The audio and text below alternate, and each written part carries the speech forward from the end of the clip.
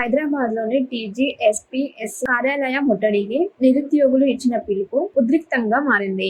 నిరుద్యోగ యాత్ర పేరుతో తెలంగాణ నిరుద్యోగ జేఏసీ ఇచ్చిన పిలుపుతో రేవంత్ రెడ్డి ప్రభుత్వం అప్రమత్తమైంది. టీజీఎస్పీఎస్సీ కార్యాలయం వద్ద పెద్ద ఎత్తున బలగాలను మోహరించింది. హైదరాబాద్ పరిసర ప్రాంతాల్లో పికెటింగ్లు నిర్వహించగా టీజీఎస్పీఎస్సీ కార్యాలయం గేటు ముందు బాహుబలి సినిమా యుద్ధ సమయంలో ఏర్పాటు చేసి రక్షణ కవచాన్ని తలపించేలా భారీ గేట్లను ఏర్పాటు చేయడం గమనార్హం. నగరంలోని అన్ని మెట్రో స్టేషన్లో కూడా తనిఖీలు చేశారు.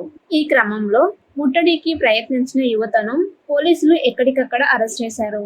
టీజీఎస్పీఎస్సీ కార్యాలయానికి పెద్ద ఎత్తున యువత చేరుకొని ఆందోళనను నిర్వహించగా పోలీసులు వాళ్ళందరినీ అదుపులోకి తీసుకొని అక్కడి నుండి తరలించారు. కేవలం టీజీఎస్పీఎస్సీ కార్యాలయం వద్దకు వచ్చిన యువతను మాత్రమే కాదు, రాష్ట్ర వ్యాప్తంగా పలువురు నిరుద్యోగ జేఏసీ బీజేవైఎం నేతలను కూడా పోలీసులు ఎక్కడికక్కడ అరెస్ట్ చేశారు. నిరుద్యోగుల ముట్టడికి మద్దతు తెలుపుతూ టీజీఎస్పీఎస్సీ కార్యాలయానికి తన భర్తతో కలిసి వచ్చిన బర్రెలెక్క అలియాస్ కర్నెస్ శిరీషాను కూడా పోలీసులు అరెస్ట్ చేశారు. మరోవైపు ముట్టడి నేపథ్యంలో ఆ రోడ్డు వెంట ఎవరు వచ్చినా వాళ్ళు ముట్టడికి ప్రయత్నిస్తున్నారేమోనని అదుపులోకి తీసుకొని పోలీసు వాహనాలను ఎక్కించడమే పనిగా పెట్టుకున్నారు.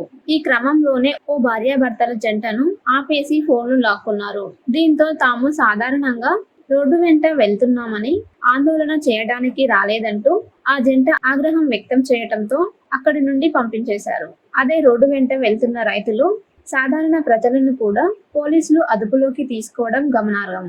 పోలీసులు అదుపులోకి తీసుకున్న వారిలో ఒక రైతు, ఒక లాయర్, ఒక ఆఫీసర్, ఆఫీస్ కి వెళ్తున్న ఓ ఉద్యోగి ఉండగా వారిని కూడా పోలీస్ వాహనాలను ఎక్కించారు. మేము ఆందోళనకారులం కాదు బాబోయ్ అని ఎంత మొత్తుకున్నా వినకపోవడంతో పోలీసుల మీదికి సీరియస్ అయ్యారు.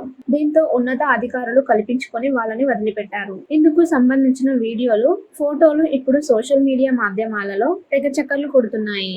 దీంతో పోలీసుల అత్యుత్సాహంపై నెటిజన్స్ తీవ్ర స్థాయిలో మండిపడుతున్నారు. సీఎం రేవంత్ రెడ్డి చెప్తున్న ప్రజాపాలన అంటే ఇదేనా అంటూ ప్రశ్నిస్తున్నారు. కనీసం రోడ్డు మీద స్వేచ్ఛగా నడిచే హక్కు కూడా లేదా అంటూ వాపోతున్నారు. హైదరాబాద్ లోని టీజీఎస్పీఎస్సీ కార్యాలయం ముట్టడికి నిరుద్యోగులు ఇచ్చిన పిలుపు ఉద్రిక్తంగా మారింది. నిరుద్యోగ యాత్ర పేరుతో తెలంగాణ నిరుద్యోగ జేఏసీ ఇచ్చిన పిలుపుతో రేవంత్ రెడ్డి ప్రభుత్వం అప్రమత్తమైంది. టీజీఎస్పీఎస్సీ కార్యాలయం వద్ద పెద్ద ఎత్తున బలగాలను మోహరించింది. హైదరాబాద్ పరిసర ప్రాంతాల్లో పికెటింగ్లు నిర్వహించగా టీజీఎస్పీఎస్సీ కార్యాలయం గేటు ముందు బాహుబలి సినిమా యుద్ధ సమయంలో ఏర్పాటు చేసి రక్షణ కవచాన్ని తలపించేలా భారీ గేట్లను ఏర్పాటు చేయడం గమనార్హం. నగరంలోని అన్ని మెట్రో స్టేషన్లో కూడా తనిఖీలు చేశారు.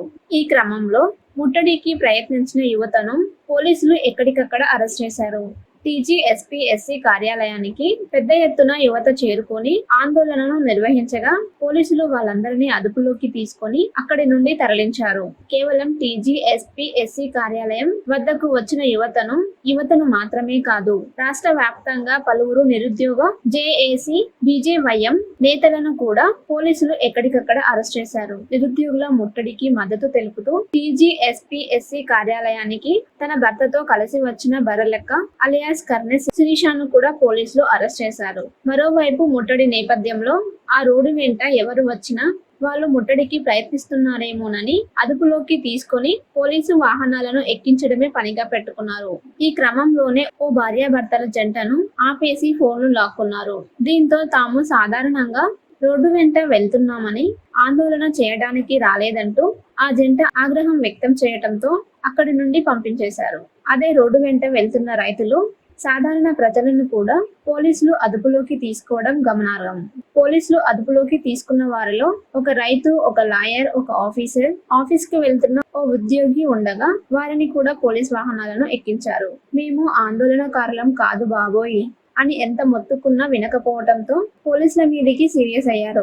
దీంతో ఉన్నత అధికారులు కల్పించుకొని వాళ్ళని వదిలిపెట్టారు. ఇందుకు సంబంధించిన వీడియోలు, ఫోటోలు ఇప్పుడు సోషల్ మీడియా మాధ్యమాలలో తెగ చక్కర్లు కొడుతున్నాయి.